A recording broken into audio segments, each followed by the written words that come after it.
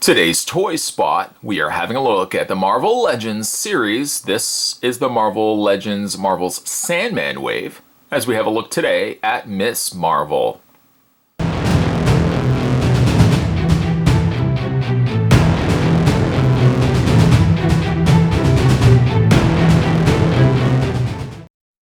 Miss Marvel comes with the torso, and thereby the reasoning why we're looking at her first, but of course, this would be a segue to the fact we're looking at the entire Sandman wave in the next series of videos. So certainly stay tuned for that.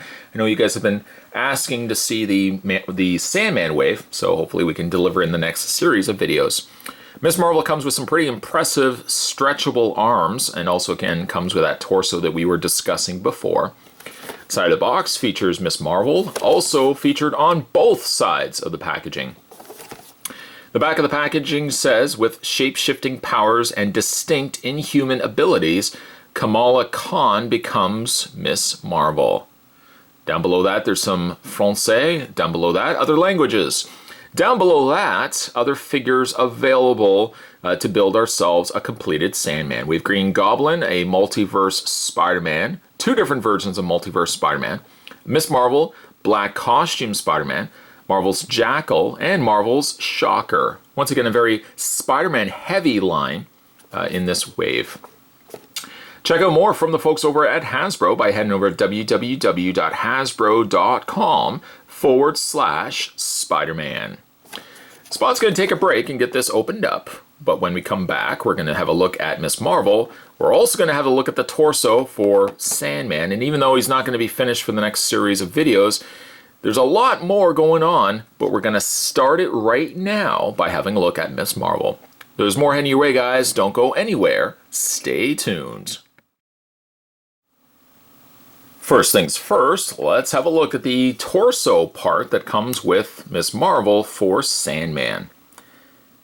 I don't know how I feel with the fact that the torso has as many veins as it does running across the front of the chest. It seems like it's a little excessive for my liking, but I'm sure maybe everything will come together once we get the arms, the head, and the lower legs in place.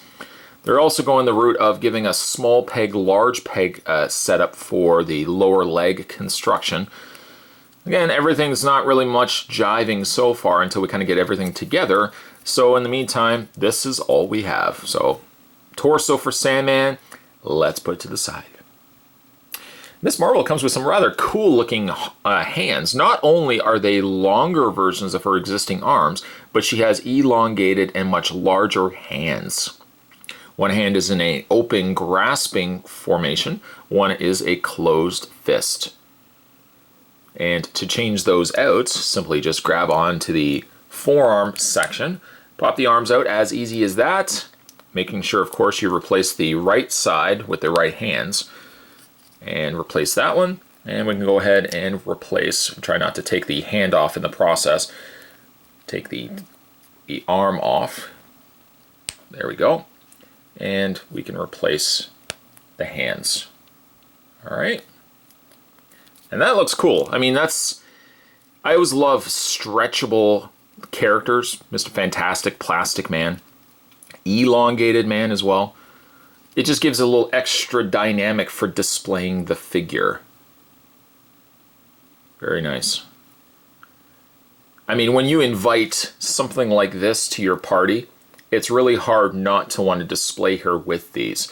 Or as an alternative, you can also just mix and match the existing hands to, one hand being large, the other hand being small. If you want a dynamic pose, you could have the big hand coming forward, the smaller hand being in the other socket. There's loads and loads and loads of possibilities.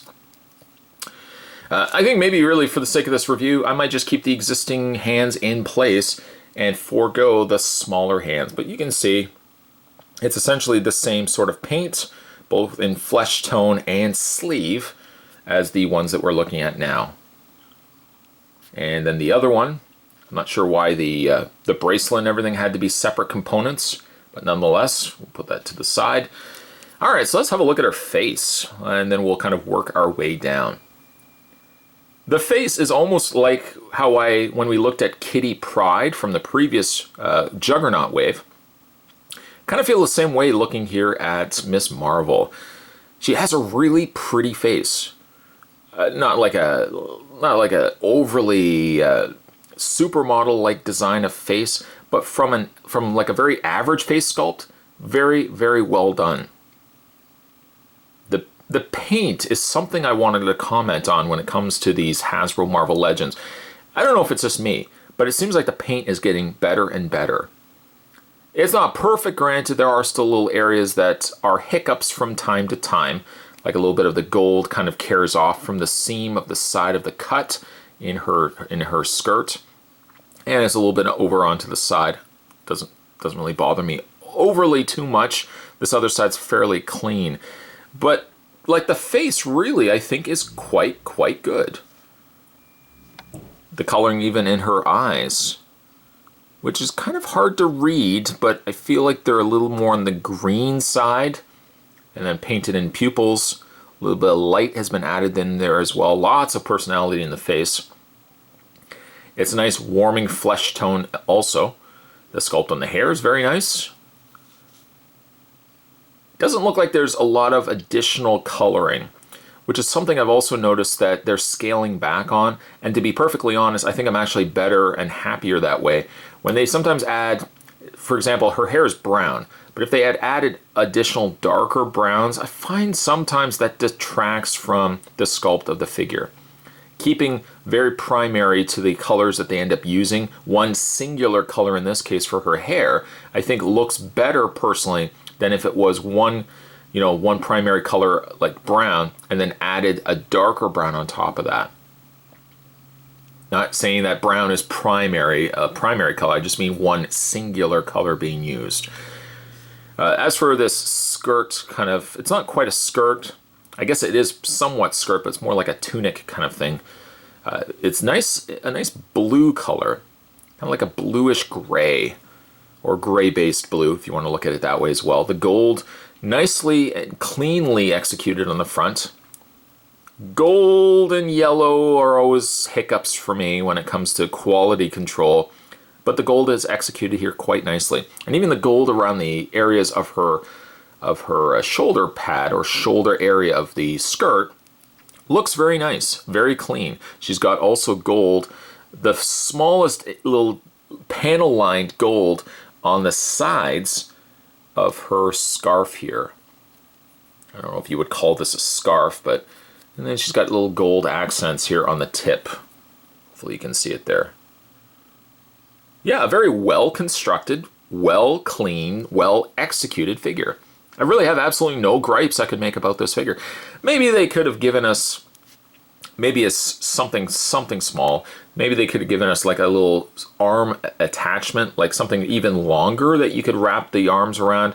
Maybe like a wireframe arm could have gone a long way. But even this works perfectly fine for me. When it comes to her posability, let's run through that together. Her head is not only on that ball joint, so it rotates left and right, but also she has the hinge up and down. The torso also has its own utilized ball joint, so you can rotate the torso that way. Hinged shoulders, full rotation all the way around in the arms. She does also, let's bring those arms out. The arms also can come out if you were wondering. She does have a bend in the elbow, even despite the fact that we've swapped the arms out. She can still rotate at the forearm, as well as that hinge back and forth. Then when it comes to the legs, because it's got that split in the skirt lower section of the dress, tunic, whatever you want to call it, forward and back motion, it doesn't seem hindered by that either. So you can even get a split on the legs of on the figure as well. Double hinge knee. She has a rotation right where the boot is attached to the legging. And also she has that hinge in the foot and that ankle pivot. For those who love ankle pivots, she's got an ankle pivot as well. I feel like this figure is similar in the way of Kitty Pryde.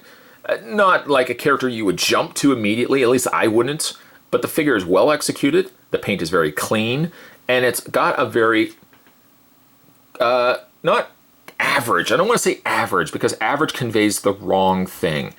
I think what I want to say, though, is it has a very natural facial beauty to it, as opposed to having, the more dolled up superhero Vixen's type of face sculpt.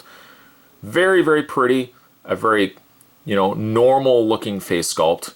Quite nicely done. Very nicely done on this figure. I quite like it. And the arms are just like the icing on the cake. So a good way to start, guys. We're having a look at a really great looking figure, and hopefully we'll continue that trend as we have a look at the other figures from the Sandman wave here of Marvel Legends. In the meantime, though, today we were having a look at the Sandman wave. This was Ms. Marvel with some really cool big hands.